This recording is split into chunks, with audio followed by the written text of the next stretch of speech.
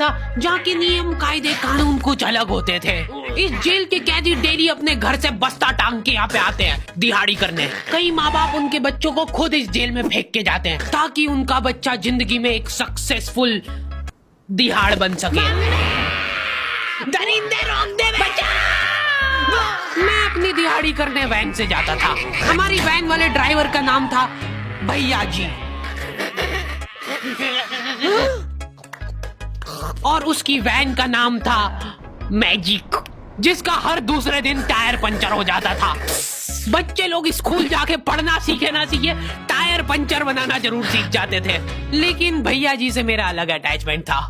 उनसे मेरे को दिल से नफरत थी। ये आदमी सुबह 5 बजे आके मेरे घर के सामने हॉर्न बजाता था। अरे भैयू, ओए भैयू, जल्दी से तैयार हो जा बेटा, 5 मिनट में निकलना है फटाफट। 9 बजे का स्कूल है यार हमारा। लेकिन ये आदमी सुबह सबसे पहले आके मेरे को लेता था।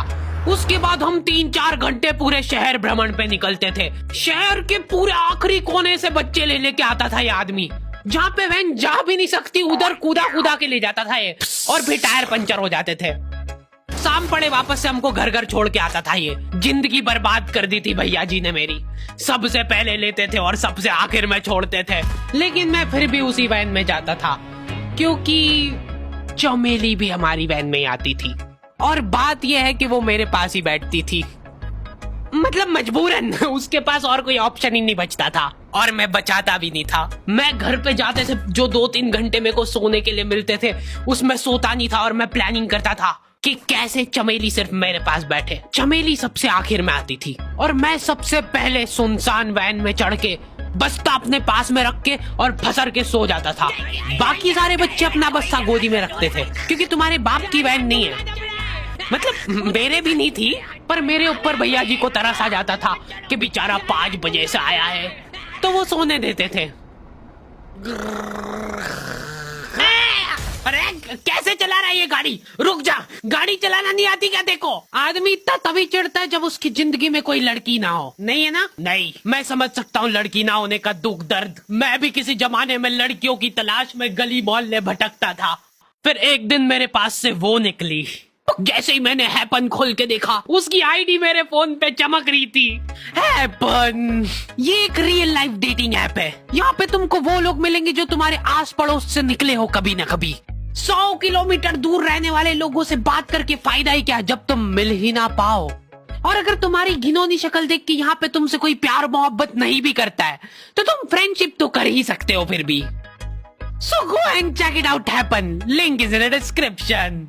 लेकिन मैं सोता नहीं था, मैं आंख बंद करके चमेली के घर का इंतजार करता था।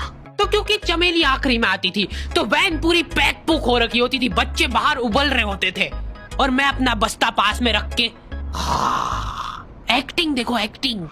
और जैसे ही वो आती थी, हड़बड़ाना नहीं, ऐसे टाइम पे हड़बड़ाते नहीं है कि फटाफट बैग उठाया और आओ इधर बैठो जल्दी। मत करना ये हरकत, भाग जाएगी वो। ठरक नहीं झलकना चाहिए जरा सिक भी, एकदम सटल रखना है। क्या हुआ? और कहीं जगह नहीं है क्या? तेरे मुंह में मूत दूंगा मैं। अच्छा ठीक है, इधर ही बैठ जाओ। देख रहे हो एक्टिंग देखो तुम लौंडे की। ना जाने कौन सी नशीली खट्टी मीठी खुशबू लगा के आती थी चमेली। आज तक उसकी खुशबू है मेरी नाक में।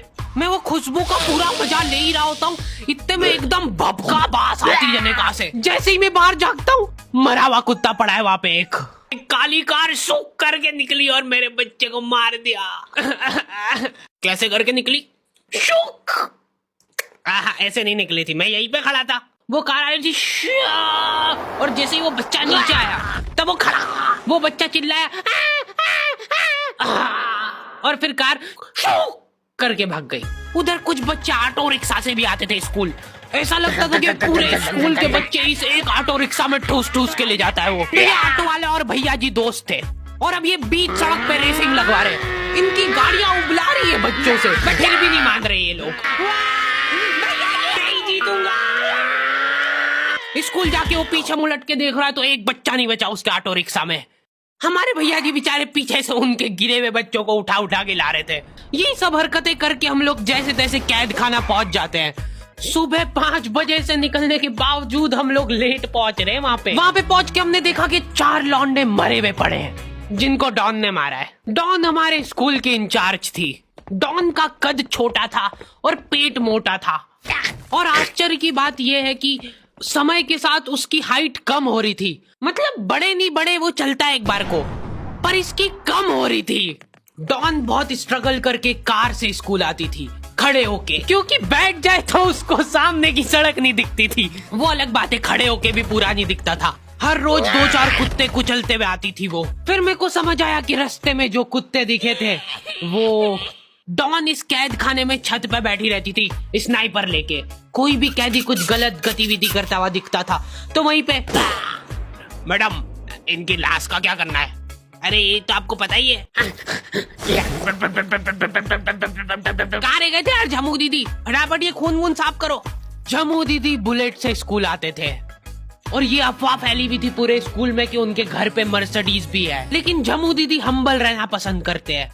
ऐसा कहा जाता था कि ये स्कूल ऑन पेपर झमू दीदी के नाम पे ही है, पर वो हम्बल रहने के लिए यहाँ पे झाड़ू पोछा लगाती है। वैसे मैडम इन्होंने करा क्या था? गैर कानूनी पेन फाइट का सट्टा खेलते थे ये लोग क्लास में।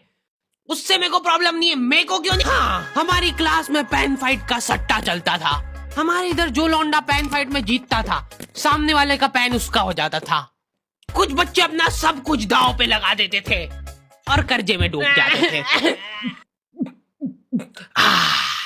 फिर भी वो लोग हार नहीं मानते थे और अपने दोस्त से पेन उधार लेके खेलते थे और वापस हार जाते थे। तो अब क्लास में कुछ बच्चों के पास पोटला भर के पेन पड़ा है और कुछ बच्चों के पास पेन ही नहीं है। पेन इस कैद खाने की करेंसी थी। जिसके पास जितने महंगे पेन वो उतना रईस। यहाँ पे ब्लैक में पेन इधर उधर होते थे। नॉर्मल लोगों के पास होते थे 5 रुपए वाले जीफी जेल, जो कि तुम एक पन्ने पे लिखोगे तो पीछे 10 पन्ने तक छप जाएगा। और उनसे भी गए बीते लोग होते थे जो 3 रुपए वाला यूज एंड थ्रो लेके आते थे और उससे भी उनकी अच्छी राइटिंग आ जाती थी। बहुत चिढ़ मचती थी यार मैं कौन से। और कुछ चुनिंदा रईस लोग होते थे जिनके पास होता था ट्राईमैक्स। हर बच्चे का सपना होता था कि उसके पास एक ट्राईमैक्स हो, साथ में आसपास 2-4 लड़कियां हो। प्लीज मेरे को यहाँ पे ऑटोग्राफ दे दो। ये लो ट्राईमैक्स किंग के। ये ट्राईमैक्स क्या बात कर रही है, सही में एकदम रईस लोग ही अफोर्ड कर पाते थे ट्राईमैक्स। वो बाबड़े भी एक एक अक्षर लिख के रिफिल खोल के देखते थे। खाली हो रही है तो एक बार एक रईस बच्चे का ट्राईमैक्स चोरी हो गया। पूरे स्कूल में हाहू मच गई थी। वो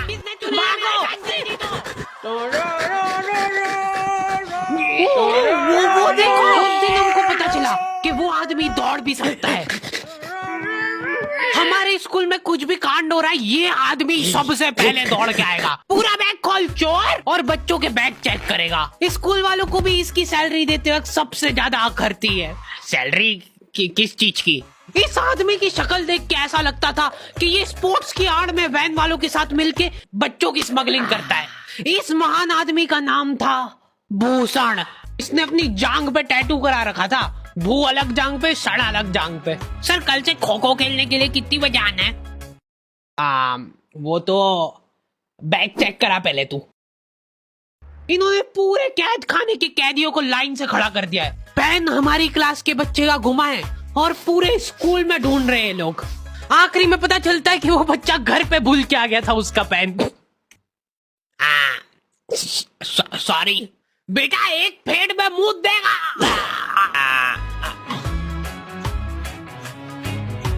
ऐसे तो नमूने बच्चे थे हमारे स्कूल में, और टीचर लोग उनसे भी गए बीते थे। हमारे स्कूल में टीचरों को उनके नाम से कोई जानता ही नहीं है। बच्चों ने उनकी हरकतों के अनुसार टीचरों के नाम रखे हुए।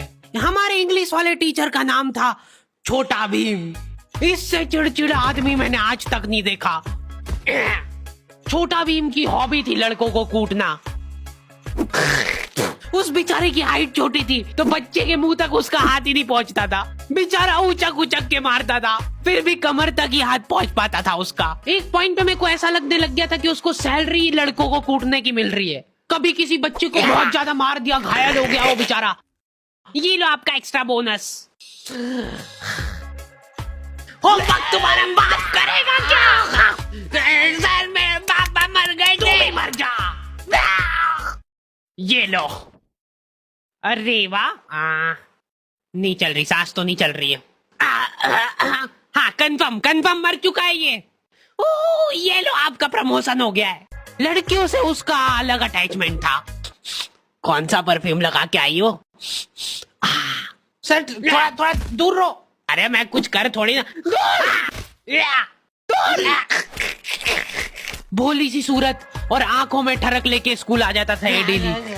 So this means that he will jump over it and then he started. ये आदमी इंग्लिश को इंग्लिश में ही ट्रांसलेट करके चल जाता था हमारी नंगी आंखों के सामने। इधर वॉशरूम में मौत का नंगा नाच मचा रखा था लॉन्डो ने। 4 लॉन्डे दिन भर वॉशरूम में जाके खड़े हैं, कुछ भी नहीं कर रहे वो लोग वहां जाके। उनको बस मन की शांति मिलती है वहां जाके।